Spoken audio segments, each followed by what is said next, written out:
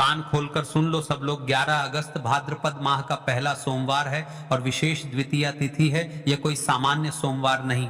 जैसे हमने सावन में कई बार कहा, जिस महीने का पहला सोमवार पड़ता है वह पूर्णतः शुभ माना जाता है। और आज भाद्रपद माह का वह प्रथम सोमवार आ गया है और मैं तुमसे साफ कहता हूं, ऐसे योग बार बार नहीं मिलते।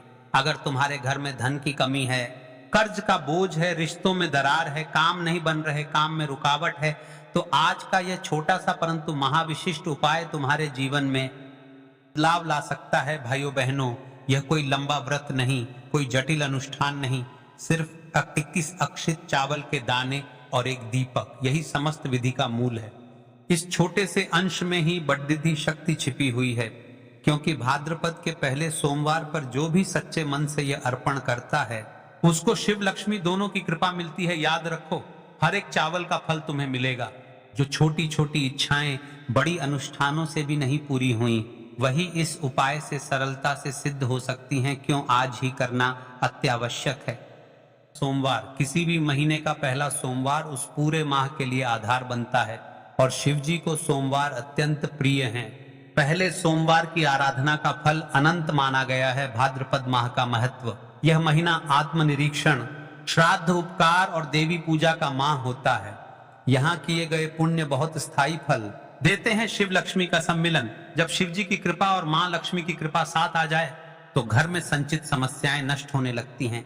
आज यह योग बन रहा है, इसीलिए आज का समय अनमोल है। फिर कहता हूं, आगे मत सोचो, आज ही करो। यह मौका कल नहीं मिलेगा। देखिए महाराज, जो भी इस उपाय को करते हैं उनके जीवन में क्या क्या बदलाव आते हैं। धन संपदा में वृद्धि, घर में पैसों का प्रवाह ठहरने की जगह टिकना शुरू करेगा, कर्ज और आर्थिक बाधाएं घटेंगी, लंबे समय से रुका धन वापस मिलने लगेगा, कर्म में सफलताएं, नौकरी, व्यवसाय या व्यापार में जो अड़चने थीं वे खुलेंगी, घर में सुख शांति, झगड़े कम होंगे, परिवार में मेलजोल बढ़ेगा, मनोकामनाएं पूर्ण होने की संभावना, विशेषकर वे इच्छाएं जो बार बार, शिव और लक्ष्मी की स्थायी कृपा, घर में उनका स्थायी वास होने का आभास होगा। और मैं विश्वास से कहता हूं, यह असर धीरे धीरे नहीं, कई लोगों ने देखा है कि कुछ ही हफ्तों में सकारात्मक बदलाव आने लगते हैं। आज की कथा में पत्र आया है महाराज। जालिए, इस पत्र से एक महिला की सच्ची कथा, रीना जी की कहानी। उनका परिवार पिछले 2 वर्षों से आर्थिक तंगी में था। हर बार नया काम शुरू होता और असफल होता। फिर उन्होंने 1 वर्ष पहले भाद्रपद के पहले सोमवार को यही 31 अक्षित और एक दीपक विधि से किया। दिनों में ही उनके पति को पुरानी देनदारी के पैसे लौट कर आए, छोटे छोटे व्यवसाय के आदेश मिलने लगे और घर में फिर से चैन लौट आया। रीना कहती हैं, मैंने इतने बड़े अनुष्ठान नहीं किए थे, पर 31 दानों ने हमारी किस्मत बदल दी। इस तरह की सच्ची घटनाएं अनेक परिवारों से सुनने को मिलती हैं। आशा की किरण बनकर जो महिलाएं भोले बाबा की भक्त है, वह इस भाद्रपद माह में अपने घर, हर घर रोज रात्रि में इस छोटे से कार्य को अवश्य करें। भाद्रपद माह में रात को अपने घर के उत्तर पूर्व या पूजा स्थान पर हर दिन एक दीपक जलाना शुभ है। यह दीपक न केवल सकारात्मक ऊर्जा लाता है, बल्कि शिव लक्ष्मी का स्थायी वास भी बनाए रखने में मदद करता है।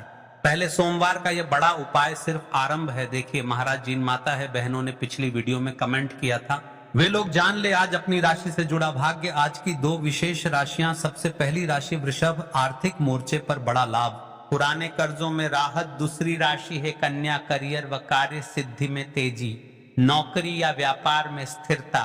यदि आपकी राशि इनमें नहीं है तो घबराओ नहीं, यह भी के लिए फलदायी है, पर इन राशियों के लिए फल विशेष जल्दी और दृढ़ता से दिखाई दे सकता है। भाइयों बहनों, मैं तुम्हें केवल सुझाव नहीं दे रहा, मैं तुम्हें एक मौका दे रहा हूं।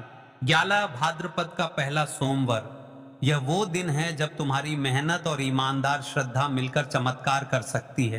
केवल 31 चावल के दाने और एक दीपक, इतना छोटा सा उपाय, पर प्रभाव गहरा। अगर तुमने पूरे सावन में कुछ नहीं किया तो भी यह आज तुम्हारा नया आरंभ है। विश्वास रखो, श्रद्धा रखो और आज रात इस उपकार को अर्पित करो। तुमने किया और बदलाव दिखे तो नीचे कमेंट में अपना नाम और राशि लिखना। हम अगली वीडियो में व्यक्तिगत संदेश देंगे और तुम्हारी सफलता की कहानी साझा करेंगे। तो चलिए चलते हैं अब उस विशेष उपाय की तरह जो आपको कल के दिन करना है। द्वितीया तिथि भाद्रपद का पहला सोमवार 31 चावल के दाने का विशेष उपाय करना है। ये सवालों के जवाब आपको इस वीडियो में मिल जाएंगे और जो ये वीडियो देखेगा भाई उसको 31 चावल के दाने वाला उपाय जरूर करना चाहिए, क्योंकि इस दिन एक चावल के दाने का भी बहुत ही बड़ा और विशेष महत्व होता है। और जब बात आ जाए 31 चावल के दाने की तो यह सोने पर सुहागा वाली बात हो जाती है और ये एक बहुत ही बड़ा उपाय हो जाता है इस भाद्रपद का पहला सोमवार 11 अगस्त द्वितीय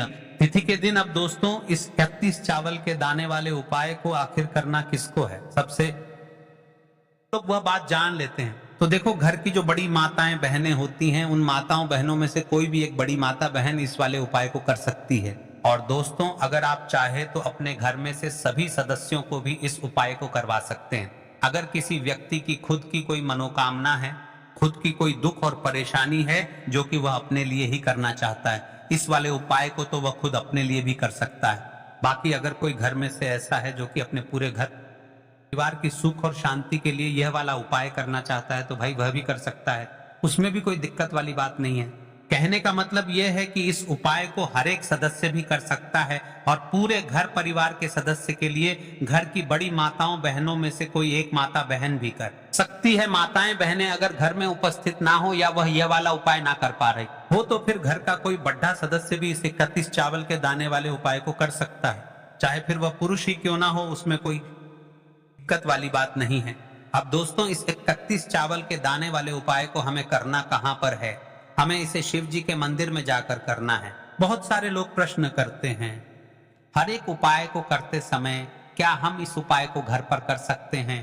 तो इस वाले उपाय को आप घर पर नहीं कर सकते हो। इस वाले उपाय को करने के लिए आपको शिव जी के मंदिर ही जाना पड़ डीढ़ेगा। उसके बाद में दोस्तों जो अगला प्रश्न निकल कर आता है वह ये आता है इस उपाय को लेकर कि आखिर इस उपाय को हमें किस समय करना है? सुबह के समय करना है, शाम के समय करना है? तो देखो इस वाले उपाय को आप लोग सुबह के समय भी कर सकते हो और शाम के समय प्रदोष काल में भी कर सकते हो। अब अगर आप पूछो कि भाई साहब सबसे उत्तम समय कौन सा रहेगा इस 31 चावल के दाने वाले उपाय को करने का, तो हम आपसे बस यही कहेंगे कि इस उपाय को आप सुबह के समय करेंगे तो ज्यादा बेहतर होगा।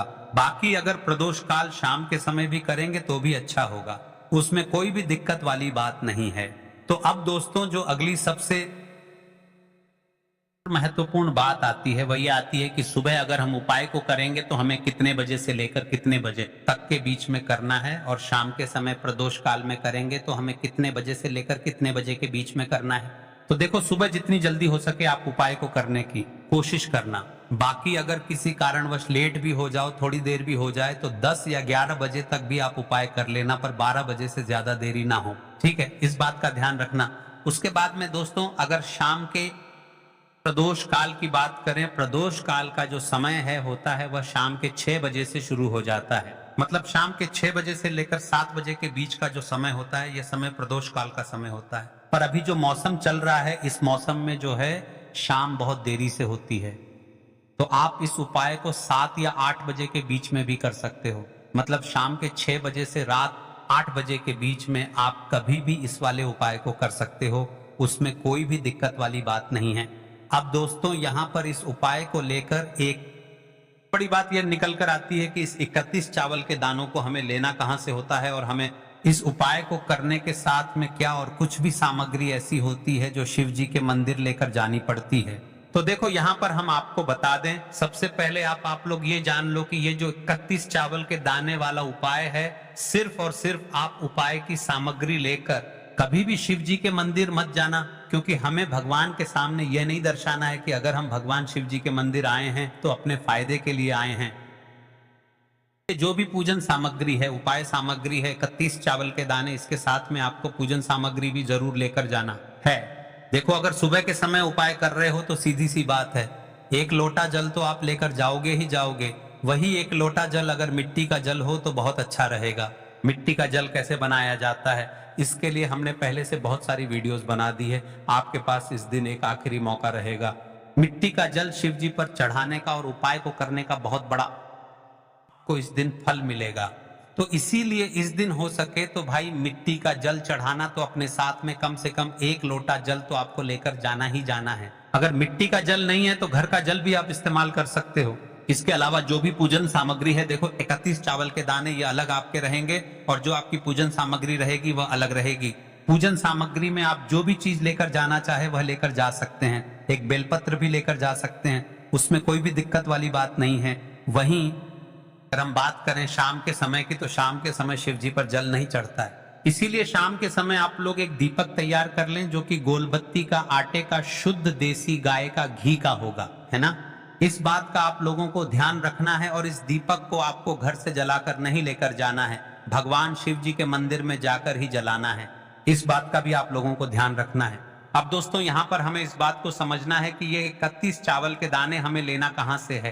क्या हमें दुकान से लेकर आना है, अपने घर से लेना है, या कहां से लेकर आना है और कौन से चावल लेना है, क्योंकि चावल भी बहुत प्रकार के होते हैं। तो देखो, इन सभी सवालों के जवाब आप लोग एक बात में सुन लो कि भाई यह जो उपाय है, इस उपाय में आपको ये नहीं देखना है कि भाई कौन से चावल है, कौन से चावल नहीं है।